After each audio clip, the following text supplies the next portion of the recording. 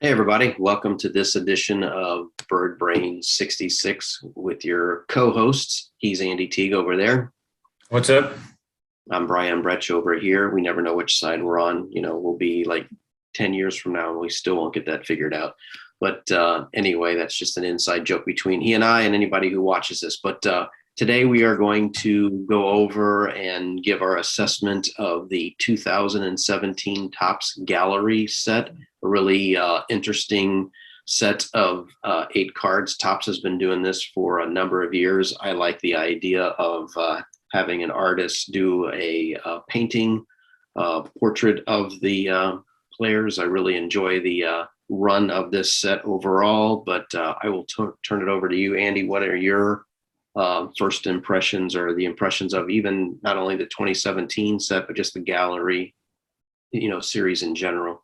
I agree. I like the artist rendition of the players, and I think this is kind of the Topps answer to the Donruss Diamond Kings. But actually, I think the art is a little bit better than the Diamond Kings on the cards.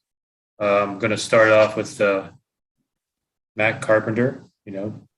This is obviously 2017, 200 cards in the set, and I said 8 cards in this particular set with the Cardinals, and back in the start of in Matt's heyday with the Cardinals. And the interesting thing is we chose this set kind of a reflection set. So we're only talking 2017, and here we're going into the 2022 season at some point because we have a stupid lockout going on. Yeah, I'm going to mention that again.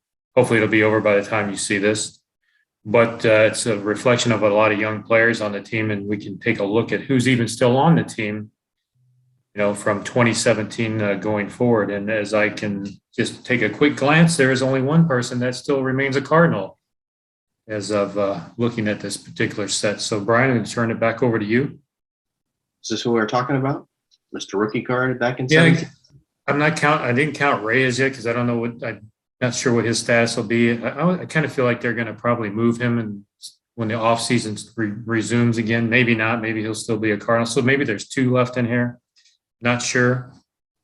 So we'll put Alex. Yeah, it just depends on how seriously they really are about allowing him to do what he said he's always wanted to do, and that's be a starter. He and Yep. Jordan Hicks, for that matter. I mean, I know that they both have lights out magical stuff, but neither one of them were ever a relief pitcher until the Cardinals kind of asked them or told them, however you want to look at that decision, to go into the bullpen. I know that Reyes has had obvious issues with Tommy John surgery and stuff, so just bringing him back and letting him slowly become effective has been part of their decision making. So yeah, in 2022 it'll be interesting to see if he will be a starter or be back, maybe as a long reliever.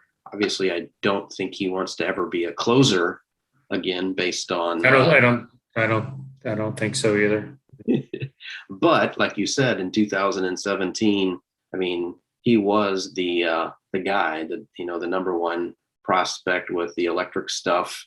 And again, this is his rookie card. I love this particular card. Again, the gallery set. And again, I like the rookies in here. Andy, of all the, I guess, so 2 technically of this 8 set are still with the Cardinals. Out of those 6 remaining players, is there anybody that you're disappointed that the Cardinals moved on from, or happy that they moved on from? Well, I will say no. To be quite honest, I think everybody probably wound up where they need to be. And let me go ahead and pick up this guy because he was kind of a Cardinal favorite, Steve Biscotti. So, and why they moved him out to the A's, because his mother was sick with ALS at the time. So they gave him opportunity to go out there. He was with his mother. So that was a pretty awesome thing that the Cardinals were able to arrange. I was disappointed at the time that he left, but looking at our current outfield situation, I do like the players that we have out there right now with Bader and Carlson and O'Neill. So with him, and also speaking of that, we might as well go to the other guy that's in here, Richik. So, another defensively minded outfielder, had a little power with him, associated with him when he was with the team. or trying to, looks like maybe Bader will remain with the team. There's a lot of speculation as far as Bader's concerned as well, in this offseason, when the offseason continues. It seems like we're on a rotating outfield, in the past, decade or so, after, especially in center after we lost Edmonds. Yeah, there's another, just looking at this particular team. And speaking of people with potential, Mr. Diaz, we thought he was going to be, locked in at short for, years to come. And, again, never didn't happen. Didn't result in him sticking around too long either. So, yeah, looking at this team, it's kind of cool to look back and, hey, these were the guys that were going to be the next best thing on the team. And then, then you look at it and we're basically not even 5 years later. That tells you how much the game changes and, how much player turnover there is. It's not like some of the other card sets that we review, we seen guys that are on the team for, a decade, but you just don't see that anymore. Yeah. Julian Javier and Dal Maxwell just never move from those positions. Yep. It's amazing when you have certain players, locked in and, looking at Grichuk and looking at, if you recall, looking back at Diaz, I think he ended up being an all-star, didn't he, his rookie season? I believe so, yeah. Then the wheels just kind of, he stopped hitting or he stopped listening to coaching or whatever the narrative is. He just kind of didn't do it. And all of a sudden, year or so down the line, he's with the Toronto Blue Jays. And, here's another guy that we thought, and I'm sure you're getting ready to show him too. I'll go ahead and let you do it. Everybody, I'm very high on Luke Weaver. Thought he was going to be, kind of my next hero, kind of like a John Tudor type pitcher with just, had great stuff and came up, and we thought he was going to be the show. He was going to be maybe not an ace, not a number one, but I thought maybe a solid number 3, maybe 4, certainly not a 5. And then next thing you know, he's, packaged in and he's gone. But to your point, yeah, it's amazing how, these were the prospects that, we were all excited about talking about all of the time in 2017, 2018. And to your point at the start of this, 2, maybe 1 are left. Yeah. I want to go ahead and throw Carp up there one more time, give him props because he had a very solid career at the Cardinals. I don't, want people to remember that, because he struggled, past couple of seasons, but he had some phenomenal seasons with the Cardinals and, one of my favorite guys with the Cardinals, over the past decade. So give some props out to Carp. Absolutely. He was I know that he became kind of the whipping boy towards the last 2 seasons because he, ran out of gas, couldn't hit. Don't know if it was injury related or what, but yeah, you got to remember that this guy was the guy. They couldn't get him out. No, because he walked all the time, 55 doubles, and then they asked him to turn around and change his approach at the plate. They needed him to be more of a power hitter.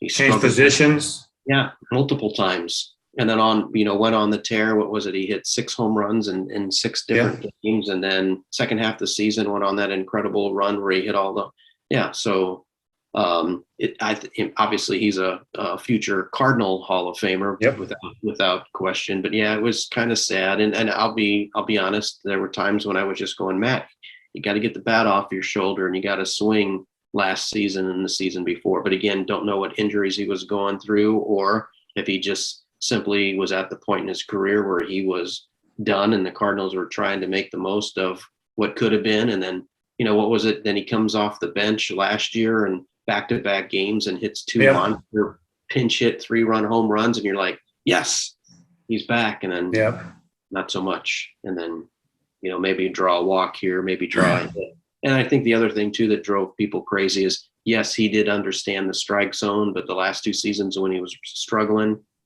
he wasn't quite getting the calls that he used to when he was Mr., 55 doubles, Mr., taking all the walks. And I think that sort of caught up with him too and kind of, got on fans' nerves. But yeah, I agree. We got to give Matt definite props. Fantastic career and Yep. That's even in addition to him creating the Mojo salsa that he created, that he said helped him get on that monster home run that he had a couple of years ago. So, Oh yeah. but where do you? I mean, you talked again at the top of the show in terms of Diamond Kings versus Topps Gallery. I mean, I even rank this maybe a little bit higher. I would say I like the Heritage set best by Topps. I would probably go with this even before Allen Ginter and even before Gypsy Queen. And you and I have talked about too. I think the base set lately from Topps hasn't been the greatest, but I think they've done an outstanding job on some of their other stuff.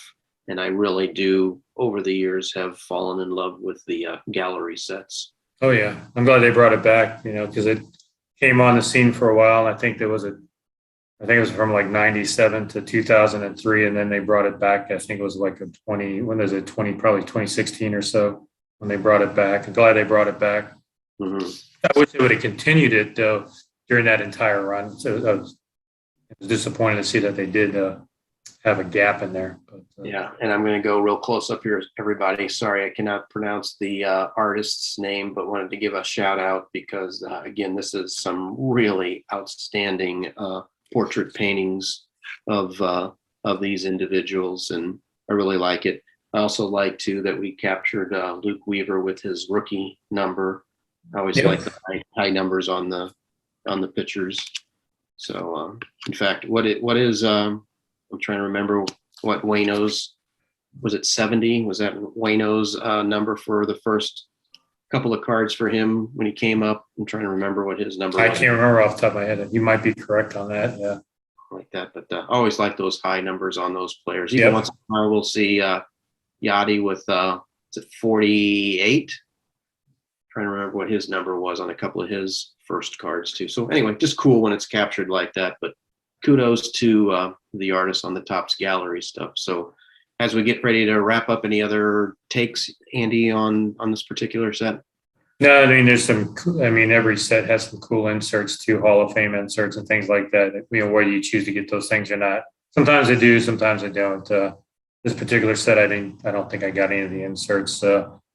But nice set overall. Like you said, probably up, one of my favorites right now with Topps produces right up there with the Heritage set. So yeah, I would agree. Good job. Looking over my shoulder right now, I don't have it, but I don't know if I have all of them or not. But for whatever reasons, I have the 2017 Topps Gallery Hall of Fame card of Ozzie Smith. And usually what Andy's referring to on the inserts, when they do the Hall of Fame cards, they usually have at least 2, sometimes 3 Cardinals in that particular set. So I'm the same. I'm surprised that there would be an Ozzie Smith card in that. I know, I'm dumbfounded why it's in there. It's just, I mean, they never put him in anything. So I know. Said Brian and Andy sarcastically. But anyway, so but yeah, there's other years where there's other ones, but I'm the same way. Some years I have one, if not all of the insets, and some years I don't. Just depends on if it was part of something that I bought overall or just on a whim. Yep. So anyway, so we appreciate you guys taking the time and watching this. I know we keep talking about it. Remember, we're two not very savvy guys, but we're doing our due diligence to build this really cool website. We're getting closer week by week with another grade school buddy of ours who has been very patient with these 2 gentlemen here that do not know what the hell we're doing. Sorry for that reference. So anyway, with that, over there somewhere in the internet world is Andy Teague on my right or my left. So Andy, great show. Thank you. Great job there, Brian. So good review. You can catch us on Twitter at BirdBrain66, on Facebook, BirdBrain66. Got to subscribe to this YouTube channel. We're growing. We're getting bigger. The website's coming. Lots of fun stuff coming. Can't wait till we just do a whole show on what the website's going to be about. It's coming. So we'll have some surprise Cardinal cards out there in the near future too. Yep. Stuff that when we keep getting these requests and, hey, what do you guys have? And more and more people are following us on Twitter and kind of using us now as their database on their collections is kind of cool too, and we're happy to do it. So on that note, thanks for joining us. Thanks. Peace.